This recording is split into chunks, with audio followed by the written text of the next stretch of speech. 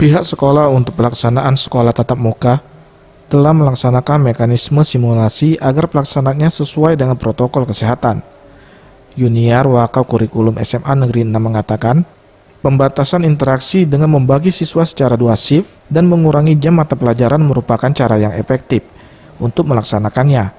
Nantinya sebagian siswa berdasarkan nomor absen boleh datang ke sekolah, sisanya melakukan pembelajaran secara daring, 1 kali pertemuan maksimal 3 jam. Sejauh ini pihak sekolah masih menunggu surat edaran dari Dinas Pendidikan untuk diberitahukan kepada para wali murid terkait hal tersebut. Sarana prasarana sudah disiapkan, seperti cuci tangan ya.